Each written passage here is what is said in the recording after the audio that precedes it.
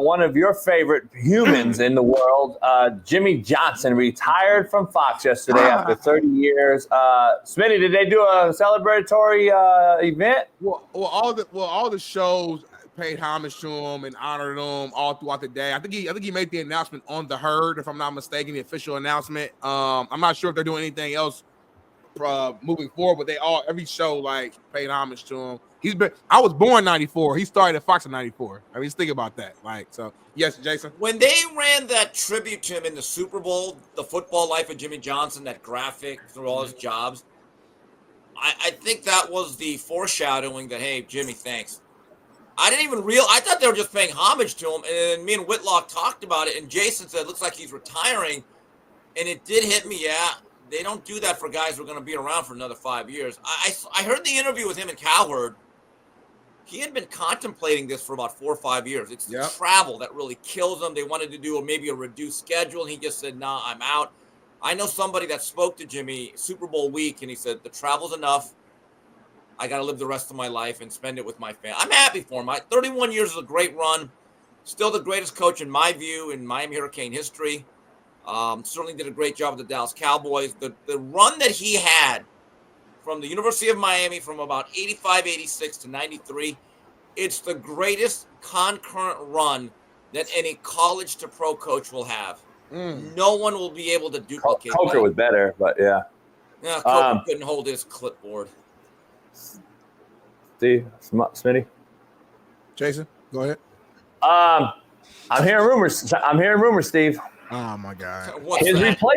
His replacement is no other than Mina Kimes.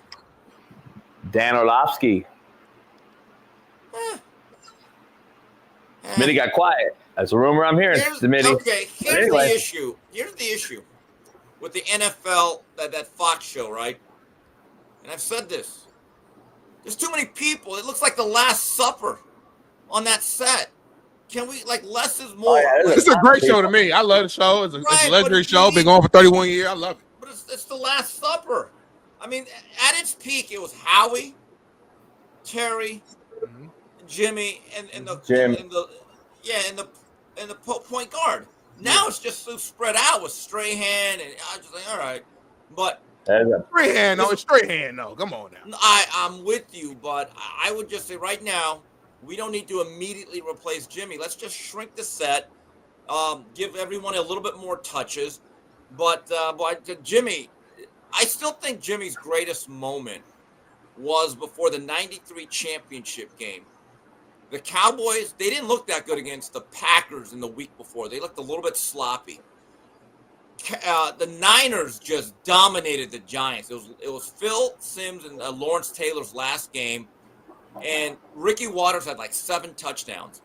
And I'm not going to lie to you, the Niners looked better, and they wanted that revenge. And I'm thinking, I don't know about this. So on that Wednesday before the game, Jimmy was driving home, and he's listening to the radio, and the the Dallas media was really worried. So he calls in. He had the hotline number. And this became a national story. And he goes, put me on the air. And the guys go, all right, so we have Jimmy Johnson. I called in. Jimmy, what's going on? And he goes, guys, now I've been listening to you now, and I know we got a big game, but I want to put it out there. And they're like, what's that? Put it in 3-inch headlines. We will beat the Niners. You put it in 3-inch. We will, and that became put it in 3-inch headlines, and that just ignited. They almost had a fight on the field. The Niners were a very, very calm, calculating team. They almost started a fight during the pre-games. There's footage of it. Jerry Rice got into someone's face. Troy Aikman in that first half before he got a concussion was just slicing him. Emmett was gashing him, and all the players rallied behind Jimmy. And then Jimmy had a great speech. He said, "Now I'm not going to say anything this week. I wrote the check. You guys paid the bill, but hey, how about the Academy people?" And I had a tear in my eye. I said to myself, the University of Steve would never let a man the caliber of Jimmy Johnson out of his university. Never. The University of Miami did not reel down. I don't think they were going to keep him. But if you look at Jimmy's last 2 recruiting classes at Miami, he may have gone 50-0 the next 5 years. That's how good that team was that he led. I mean, the guy, look, Jimmy was not always this nice, friendly guy. That was the beauty of him. And the greatest thing he did for the University of Miami and their football players, when he got there, the graduation rate was about 15%. When he left, it was about 80%. He impacted young lives. Okay, and I think that's the most underrated aspect of what Jimmy has done. And unfortunately, Coach, I do not believe we will have men like Bill Parcells and Jimmy Johnson anymore. I just don't think it's allowed. Yeah, I agree. Steve, yesterday, speaking of Miami and all this coaching, there was a sighting of a certain somebody walking to practice. Ed Orgeron, Big Edo, good friend of mine. Oh, he's always there. Ed's always there. I know. And I love it. Hey, go, Miami. Go Hurricanes. Go Tigers. Yeah, all right. Let's go. I got a Red Bull. I'm going to take a Red Bull. Ed Orgeron is always there, or he's a regular attendee. His son is actually an analyst at the current University of Miami staff. And trivia question. Jimmy Johnson's last 2 GAs that he ever hired in '88 were Ed Orgeron and Tommy Tuberville. Wow. The man knew talent. Look at him. Knew talent. He lost some weight. He out there jogging on the beach. Good. Got him a young girl. South Beach. Go Miami. She'll drink 5 hours. She'll drink 5 hours. Hey, he used to come to my house. True story, Smitty. He used to come to my house on the beach in Long Beach. Yeah. And work out my fucking kids on me before it was allowed. He would work out my kids and film it with an old camcorder. What? And he would have 5-hour energy and a Red Bull. No bullshit. I mean, and then he was the one that ran the conditioning at 5 a.m. at SC for Pete. And he would be out there at 5 in the morning. He'd be out there at 4:30 jogging around the field that's there right now, the practice field, jogging and have a fucking Red Bull. And then the first crew of players came out to condition at 5 a.m. because you couldn't be before 5 a.m. in the NCAA. So it was crazy. Orgeron, I mean, it was fun. When he was a young guy, when he used to drink a lot, he's the last guy you'd mess with. I've heard the stories. I know the stories. I know where it happened. He was basically the Secret Service for Dennis Erickson because he was kept on that staff. Yeah. Let me just tell you something. He's one of those guys that could have played football without pads. Hey, Archeo, same way. Same way. But, I mean, Ed Orgeron at one time was the meanest son of a gun you'd ever run into. Really? I'm just telling you that right. He was not – I think even today, except he doesn't drink, he's a really big, friendly guy now. He has no stress on his life. But when he was a younger guy, specifically at Miami from 88 to about 92, he was – let me just – you did not tangle with that guy. I'm just telling you. And you mentioned all those accolades that he could have had there with Jimmy. Speaking of Jimmy Johnson, the Cowboys would have won 3 or 4 in a row, in my opinion. One time I interviewed Michael Irvin. Yeah. He said, Playmaker. I should have 3 more rings. Yeah. He loved it. I should have had 3 more. He goes, and look, Michael enjoyed himself with Barry Switzer because some of the restrictions were off. Okay? And I'll just put it to you, and I'm not saying they were choir boys under Jimmy. They were still adults. But Michael Irvin got buck wild. And the guy that really suffered, Coach, from Jimmy leaving Dallas, and he says it all the time, is Troy Aikman.